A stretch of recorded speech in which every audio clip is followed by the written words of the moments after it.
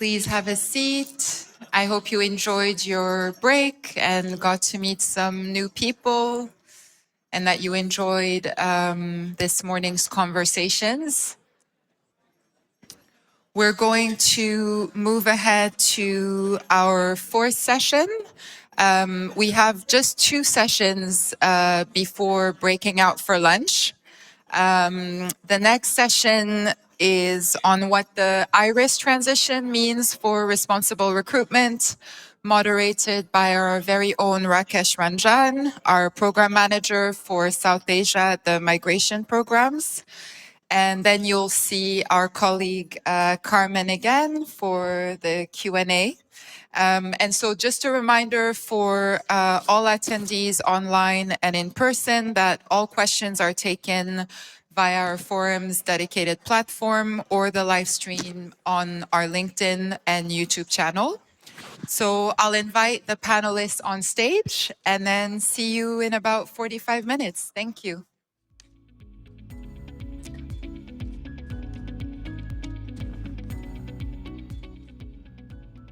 Thank you, Sarah.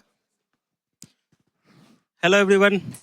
Let's get settled for this important conversation. As Carmen mentioned previously, we have this QR code and Zoom room is working.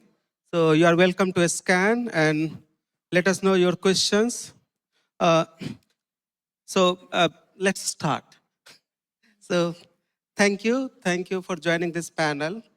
And I think today we are discussing IRIS transition.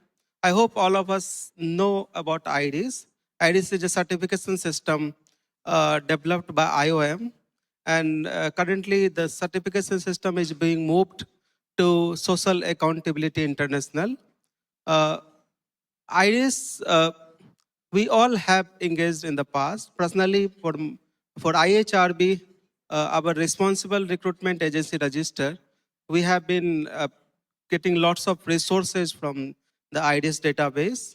So I consider this session is very timely, and we have recently heard about this transition. And now this is one of the most important moment, I think, for all of us to discuss and understand what actually this transition means for stakeholders, where we are going, what are changing, what things are evolving, what are the new strategies we'll be seeing with the IRIS transition. So for me, and that's what I was thinking, the purpose of the conversation, the purpose of this dialogue is not only transitional and such. Rather than we all want to have more conversation around practical implications of this movement, of this shift. So I'll briefly introduce our very important and I think most appropriate line of speakers for this panel. We have Anna Piennar. She is Head Migration, Business and Human Rights Unit from IOM.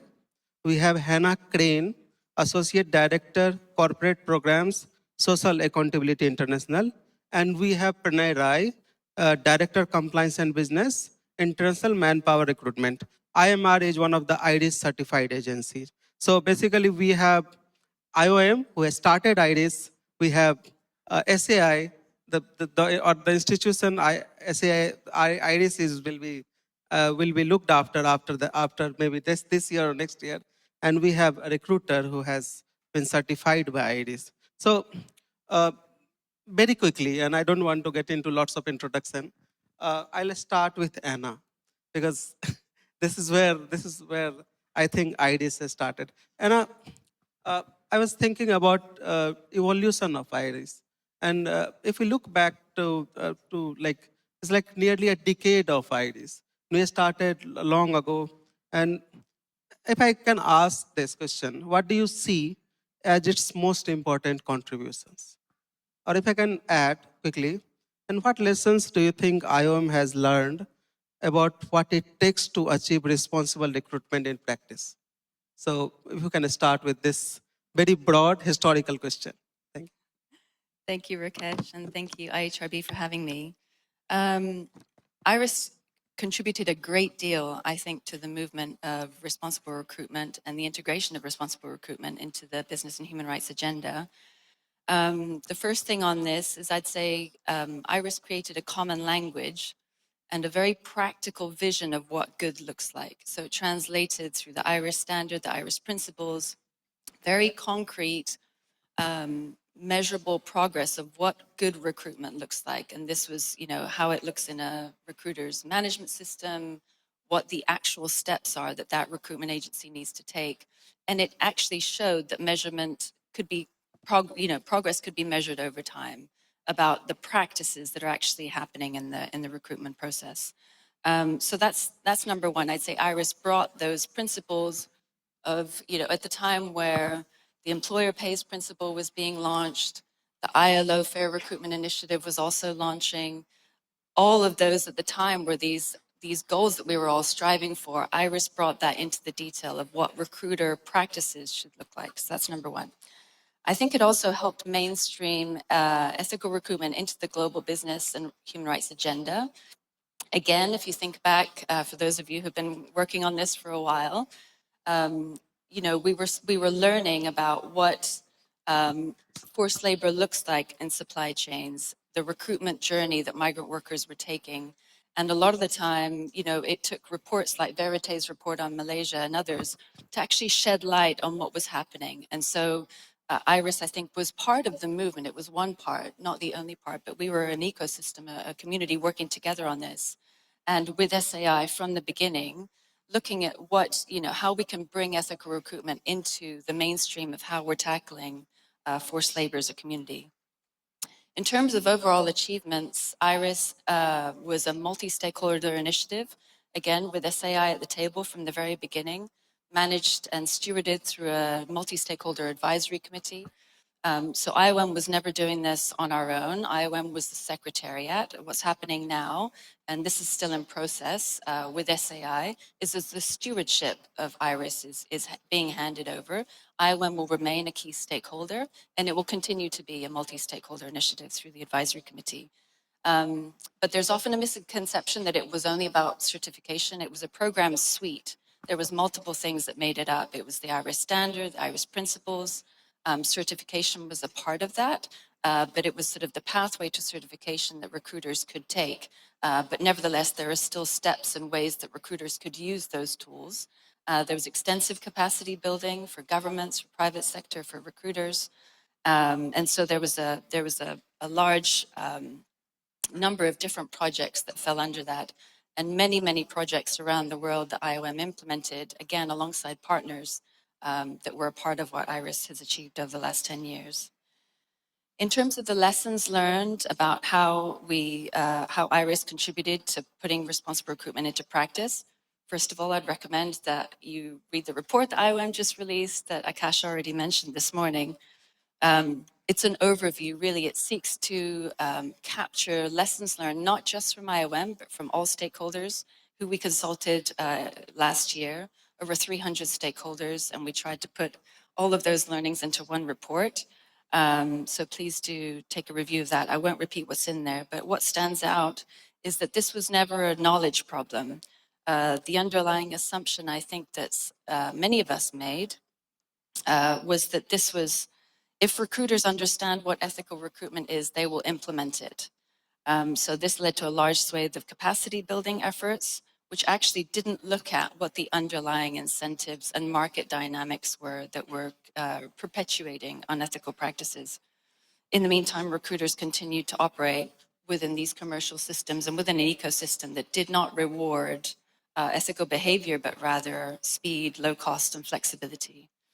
The next one is that ethical recruiters continue to be disadvantaged in the market, and I'm really interested to hear how Pranay's comments on this. But when we consulted recruiters last year as part of the consultation, we found, again, what's been mentioned already this morning, that they have trouble winning business. And part of the challenges of certification of the last 10 years is that to become IRIS certified, you need to be practicing the ethical no fees in every corridor, every customer. And so if you come across a customer as a recruiter that isn't willing to cover the full cost of recruitment, that's where challenges come up. And so that's still a need that we need to address in the market, which I know many of us in this room are doing collectively. The other thing to note is that recruitment, as has also been mentioned multiple times this morning, it's where forced labor becomes visible, but we also need to look at other symptoms and other areas where we see worker vulnerability arises before sort of it becomes evident in recruitment practices. Things like unrealistic labor demand related to workforce planning, purchasing practices, procurement pressures. So there's a lot of other things that are happening in the ecosystem that impact what eventually happens in recruitment. And the main conclusion for the report, and as we look back over the past 10 years, again, has already been mentioned this morning, is that worker voice is the least developed part of the movement. So we've developed a lot of systems for measuring responsible recruitment, audits, standards, but we ultimately need to look at, looking forward, how our ultimate impact will be measured by worker experience. And I think this is especially going to be the case as IOM is really looking at global labor demand, facilitating regular pathways.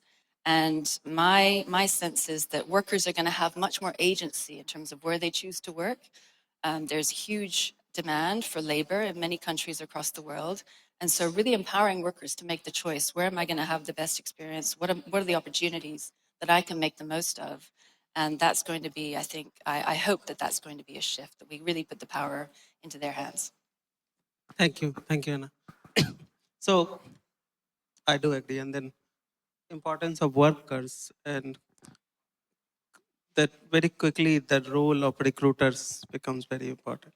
And I was thinking, my question, Pranay, I wanted to understand, and we all want to understand, as a recruitment agency, and that especially you have been IRIS certified, once you have this certification, what usually change with the certification?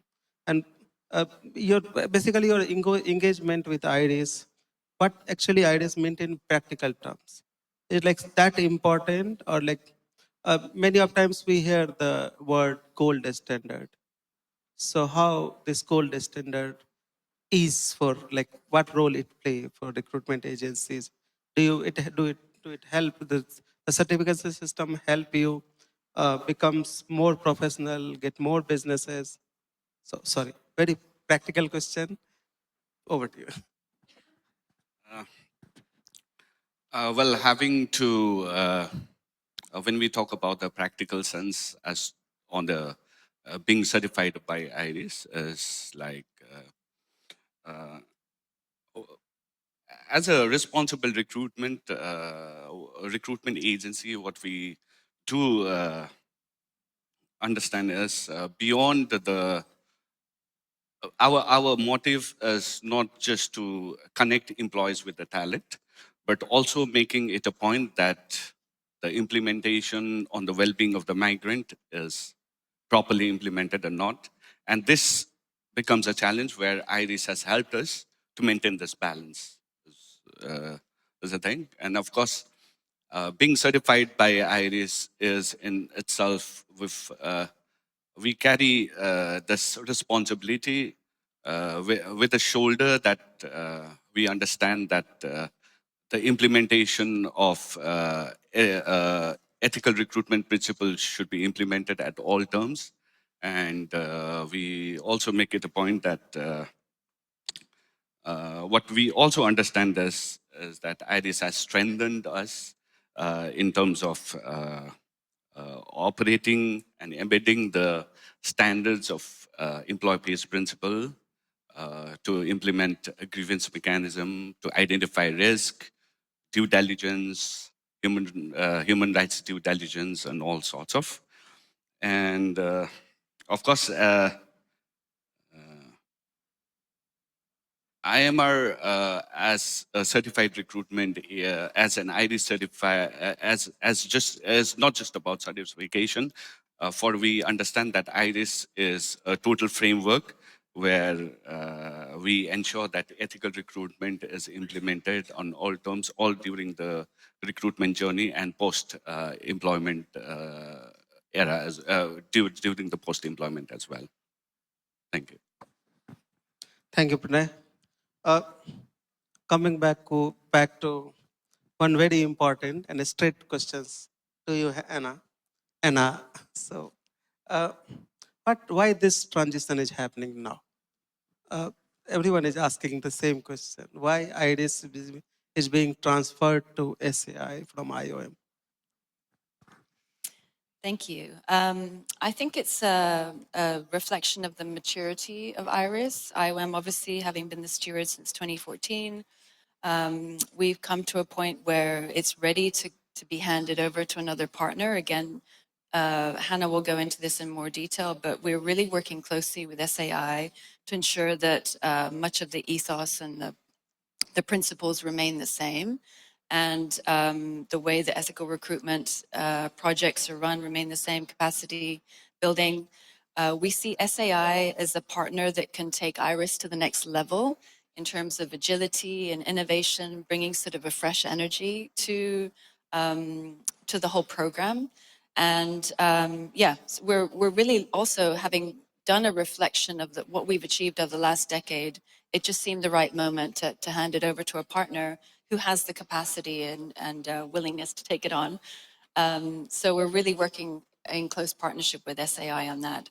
It allows also both organizations to focus on our relative strengths. As I mentioned, SAI was present from the beginning and was a real mentor to IOM in how you establish a certification system and standards. And so SAI has always played that role. They were always the one providing the certification through SAS, which Hannah will talk about in more detail. And IOM, in the meantime, again, based on the learnings from our report, we're looking at how we can address this in a systemic way, working with all stakeholders in the ecosystem on how we can strengthen migration, business, and human rights practices across a corridor approach, but then also a multi-stakeholder approach to make sure that we are looking at this as a whole ecosystem across migration pathways. This is not IOM stepping back from responsible recruitment. We continue to be deeply committed to fair and responsible recruitment. We have a very strong relationship with the ILO Fair Recruitment Initiative. We'll continue to work with employers, governments, recruiters, workers, civil society, and donors on this topic. And it is integrated now, ethical recruitment is integrated into our broader migration, business, and human rights portfolio, as well as our work on pathways. So we really see this opportunity to connect how certification plays a role within the wider ecosystem in achieving systemic change, especially in light of the changes that we've seen over the past 10 years. If you think about, we were operating in a very much soft law guidelines.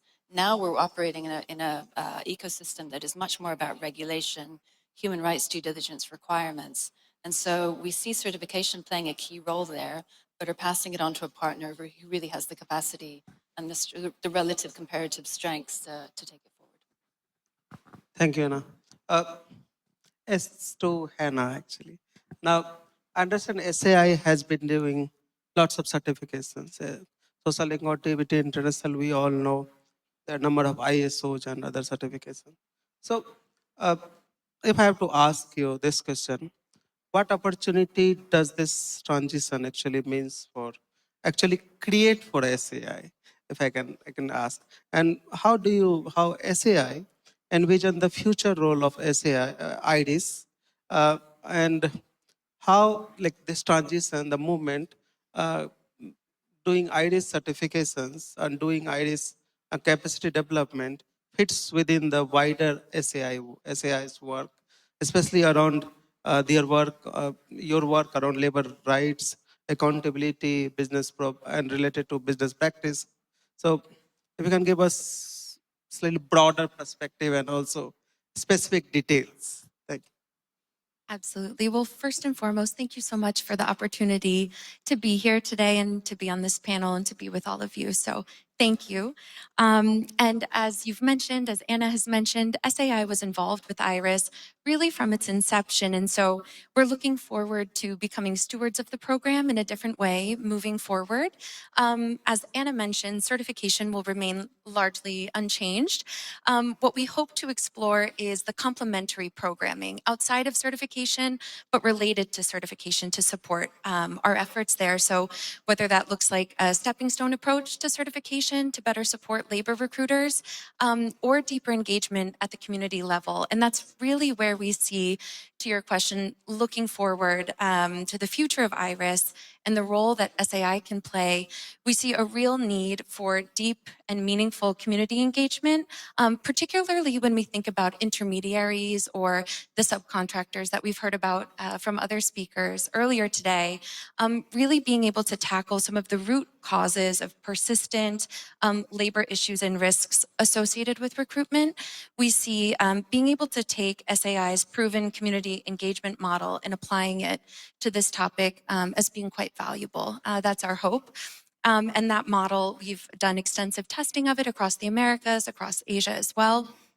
So again, we hope to really build out that deep, meaningful community engagement in a way that still safeguards communities and workers, does not shift responsibility, right? There's a real opportunity for brands to join us in this work and collaborate with us on this, to move beyond what Akash said earlier as those points in time kind of engagements, to really move towards long-term, lasting, sustainable improvements and change. So that's what the direction we hope to move in with IRIS. Thank you, Anna. Sorry. If I can bring back Pranay for a moment, and I wanted to also understand these certifications, let's say any certification, how important these certifications are for employers. Like when you do, when you give presentation and you meet businesses, how important these certifications become, and how much it helps you to advocate for employer-based principle. Coming into terms with the IRIS certifications, what we've come to know is what we've have had an experience after the certification is that there has been instances where when we've approached certain employers, they've come up with a very welcoming kind of a gesture where there has been I have in fact experienced where a company was so welcoming for a fact that we were ID certified, and then they had been looking for ID certified agencies for a long time, and that was something that they were looking for.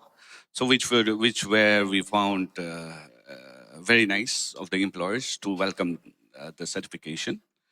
And but of course, having said that, employers, I believe, should still have that process within the headquarter and then the regional level to translate their human rights policies, or be it migrants policies or whatever, to an extent to understand, to make it a point that an ethical recruitment or responsible recruitment actually happens in the destination countries. For the reason why I would say is the source country agencies like Nepal, for instance, has had many certified agencies for now, and it is only time that the destination country employers should accept for a fact that there are responsible recruiters very much ready or in line to deliver ethically. Thank you. And coming back to IRIS transition, as a recruiter, what kind of support do you think you should have from the certifying agencies? Maybe from IOM, from SAI, what support recruiters need to go through the transition process? Well, when we are talking about transition, what I do understand for a fact, the transition that is happening is a positive, and I would call this a very positive and a natural evolvement, for a fact that IOM has created the standard of IRIS, where they've founded this IRIS standards, which is recognized as an internationally accepted standards in terms of responsible recruitment. And IOM has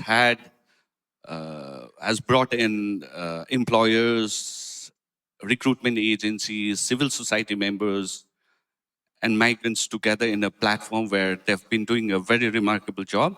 At the same time, when it is getting transitioned for the certification to SAI, SAI is in itself an expertise where we understand that the translation of human rights due diligence and employer pay principles are translated to measure, to bring about accountability, where we believe is where I think is the reason why I say that it is a positive and natural evolution.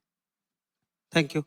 Hannah, I know you have touched briefly on this, but I must still, if you can elaborate on this particular aspect, what the success will look like under, if IRIS comes under SAI, where do you see the entire certification system and associated activities are going in future? Absolutely. I think, of course, we'd like to see an increase in IRIS certifications, but I think it's really critical that SAI, we focus on making sure the tools and supports that we develop alongside of certification, that programming is really fit for purpose and enables, whether it's labor recruiters, employers, brands, to really be able to drive change again in a meaningful way and in a way that's really fit for that purpose, which takes me back again to the role of community engagement and the need for deep and meaningful community engagement around these topics. And it's increasingly, obviously, we all know, becoming a due diligence requirement. So we feel well positioned to be able to bring that level of programming to IRIS and be able to build out, as you said, that suite of programming to offer that support at every level for every actor beyond just, the certification for more formalized labor recruiters. How can we support the rest of the ecosystem with practical and clear means of improvement? Thank you. Sorry if I may be going a little backward, but community engagement, can we also know more about what kind of community engagement you are doing and how this can benefit responsible recruitment?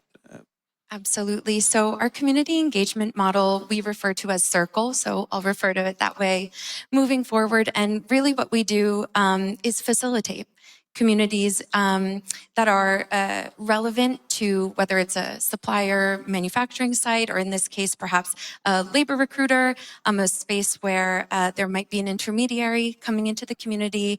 And what we do is we facilitate amplifying the needs of those community members relative to the workspace. So tying it back to the supply chain, tying it back to the recruitment process, and being able to tackle, again, alongside of more formalized programming, so the IRIS certification, which that's where we see a lot of the results of some of the root cause issues that begin, as many folks today have said, before recruitment even begins. And so this model allows us to really tap in at that level to address risks before they become actual adverse impacts. And again, we've done this across the Americas, across Asia, on related topics, forced labor, child labor, things like this. And so we've seen great success in not only being able to drive improvements at the community level, but at the same time tackling these issues within the workplace. So it's a very complementary stream of activities, really. Thank you. And sorry, I'm again coming back to regional question. We are in Malaysia. Most of the workers there are coming from neighboring countries, Nepal, Bangladesh.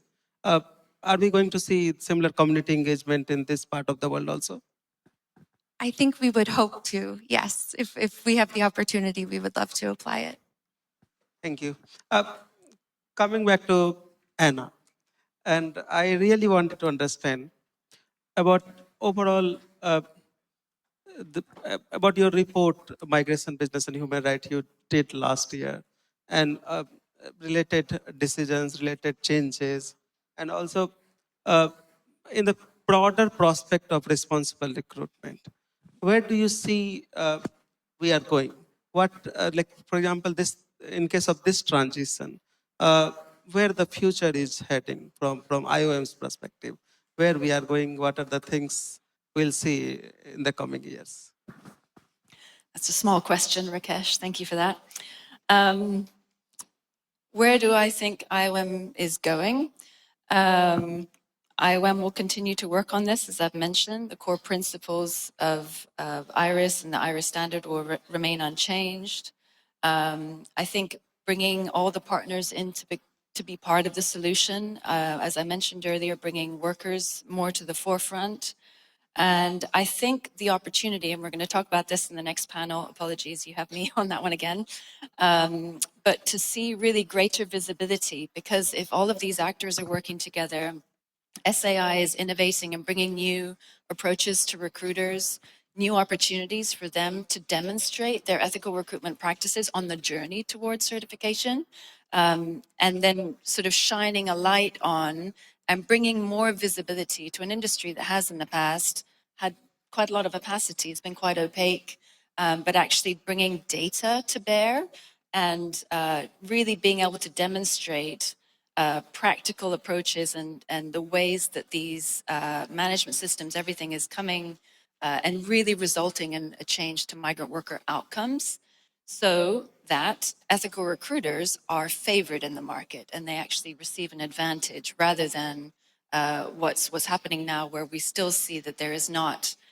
market favorability toward them, but there's still a lack of demand. So actually shifting that system, because we have more visibility, because we are much more organized as a sector, we know what each role, how we all need to do it. We're innovating and being agile and learning from what's worked and what hasn't. And that was really a huge driver for the IOM report was, okay, we've come a long way. How can we assess? Let's be really honest and transparent about what's working and not so that we can improve.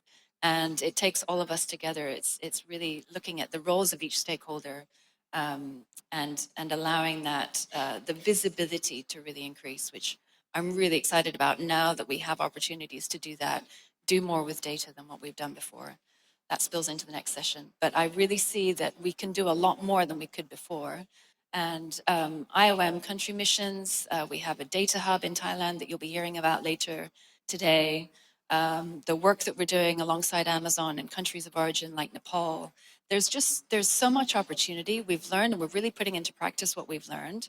And so I see just improvement. I know it's incremental. I know it can be frustrating, but looking back has been so encouraging. I really think that we've come a really long way, and we should be very encouraged. There is a long way yet to go for this to be fully mainstreamed and general practice and kind of accepted practice across the board. But I think there's a real maturity now in the discussions and the way that we're approaching this. And that's what I'm really excited about. I hope that answered the question. I can't remember what it was. All very well. Pranay, I was also I have similar questions to you. Similar success. Where do you see this transition? What role it will be playing? Where the success? What we consider as a success after this transition? And again, and also for the broader responsible recruitment ecosystem in Nepal, particularly. Do these transitions create some positive environment? And what are the things you think will be important in coming future? I actually wanted to talk about the ecosystem. Ecosystem, when you say success is a time when a migrant and aspirant worker should aspire to go abroad, get into migration process, and then fetch for a work without having a doubt in his mind that he has to pay any recruitment fees at all. We believe responsible recruiters has a role to play, but having understood that employers also have a very critical and a more proactive approach to make, for a fact that employer pays model shall work from the employer's part. Also for a fact that quality will have its price, and it's not just about having to. What I'd actually like to mention is a lot of businesses talk about investing in the assets. Why don't you invest in the human capital rather, right? So, uh, it, so success for me is a fact when the whole ecosystem will work together to have the recruitment, and a migrant worker would not have to worry to get recruited from any recruiter or for any employers without having to pay any recruitment fees. Is my definition of success, I'd say. I agree. And thank you for bringing this very human perspective. We don't have lots of time, and I really wanted to continue this conversation, but I'll request my colleague Carmen. Do you have any question? Yeah. Thank you, Rakesh. Thank you for everyone who dropped their question, because we don't have one question, we have like 1,000 questions. I should let you know. So I'm not going to leave the podium actually, because they're also quite lengthy. So please feel free to re-ask the question that I'm asking. And I'm going to open the floor for whoever wants to take it. So let's start with the first one. Given the complexities and challenges that you have discussed here, for example, of reaching certification, is it prudent, or what are your reflections when having a way to recognize and reward the small wins for agencies toward the full certification? That's one. The second one is, how will ethical recruitment initiatives address increasing use of digital recruitment platforms, AI-based candidate screening, and online intermediaries? I can go on with the third one, which is, different organizations, including UN agencies, initiate different tools and mechanisms. However, the question beyond implementation and also regarding implementation is, where can accountability really fall? That's for the first round. Thank you, Carmen. So maybe we can start with Anna.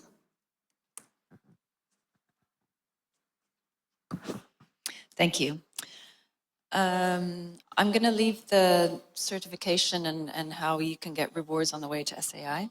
How will we address tech platforms and bring them into the to sort of the efforts on responsible recruitment? I think they're critical, and they have a strong role to play in helping us again get that visibility and really shine a light on the practices that are happening. There are some fantastic examples of these platforms, and I just learned about one from Nepal, where you can really provide that transparency to the workers. And again, there are many of these, and I think they're going to play a critical role in how we get that visibility, especially for workers themselves. In terms of the organizations and that have different tools, where can accountability fall? I'm not sure if I fully understood that question. But the UN guiding principles provide, I think, the best framework for where accountability falls in terms of governments, corporates, and who should do what. I'm not sure if I understood that correctly, Carmen, but. No, yeah, absolutely. Okay. Anna. Great, thank you. So to touch on the certification question, one of our priorities would be to build out, again, the stepping stone approach to certification with clear recognition at each step. What does it mean? And I think this is where the register and the work with IHRB, I think, plays a big role, expanding on that perhaps, as we expand on those levels. What do they mean? Again, being very clear when a labor recruiter might not be at the threshold for certification, but to be honest about what they have done and how that separates them perhaps in terms of being a more ethical or responsible labor recruiter. And then for the question about accountability, I'm not sure if I'm understanding the question correctly, but this is again why quite excited and optimistic about our community engagement models, because through those circles and that model of engagement, we're able to bring together brands, employers, labor recruiters, and governments and workers and communities. And I think we all have a role to play there in having some shared accountability for the outcomes for workers who are ultimately going to be placed with jobs. So that's why I'm quite excited about that model. Thank you. And Pranay? I think I'd like to answer the AI kind of a thing, because lately what we've been doing in IMR is we're trying to implement a total digital transformation where we make it a point that we want to make it paperless and use AI chatbots for queries of all the applicants and stuff like that. We're also coming up with an idea to develop an app where we've signed an agreement with one of the software company. So initially, when a lot of talks of AI and digitalization was happening, we actually thought that it was a very vague idea. Later on, when we advertised in the National Daily, whenever we come across a vacancy, which is mandated by Nepal government, there would be an overwhelming response where we have a quota or a demand for 100 that we turn out for up 2,000 to 3,000 workers. At the present juncture, I'd say like we've got a database about say 15,000 applicants, aspirants who are listed in our system. So that is something where we needed to manage the crowd, and that's one of the reasons why we thought of coming with a system of applying through QR code and having to implement digital transformation and all of that. And that is something I think where the recruitment agencies, or responsible recruitment agencies, would transform themselves, is what I think. Thank you. We still have at least 2 minutes, and I don't want to lose any time. So can I have one more question? I mean, we can have like 16, but I'm gonna, I made a selection and try to summarize. I mean, there are a couple that touch on the same topic, so I'm gonna shoot one, which reads, what are the lessons when ensuring equitable access to certification in terms of costs? It kind of lies itself with the next one, which is how will smaller and medium-sized recruitment agencies in developing economies receive technical or even financial support to meet evolving compliance requirements? A complex one, but I'll leave it on the floor. Very quickly, starting with Hannah. Sure, thank you. So I think a lot of this remains to be seen, actually, what the solutions ultimately will look like. But to especially the second part of the question, making sure that what we're offering is really fit for purpose, I think is the most important takeaway here. So dependent on the size and maturity of a particular organization, how are we able to best support them in a way that, again, they're able to showcase the efforts that they have taken. So I think that's really key in not trying to push one solution onto every actor, really meeting everyone where they're at, still driving improvement, and again, being honest about what that stepping stone is, where they're at in the journey in terms of maturity. But I think that's a question that SAI will continue to explore in this transition. What do those solutions really look like? Pranay, if I can have respond to cost question. What do you think? Would you please be able to... Cost of certification related. The cost of certification? Yes, it does to an extent affect us, for a fact that certification costs a lot of money. So, but for us, having to get certified was more of an investment, sort of, I'd say, for having to implement ethical recruitment in practice and practice it. And then we actually wanted to test ourselves whether we are up to the par of that standard or not. And we also understood that if we were certified as an agency, then it would be easier on the part of employer to know that we've implemented all of the systems, and then we have those systems. So basically, it was it was a cost of a validation, I'd rather say. Thank you. And now we are exactly on time. So I'd like to express my sincere gratitude to all the speakers. Thanks for your time. And I hope the questions were not very difficult for you.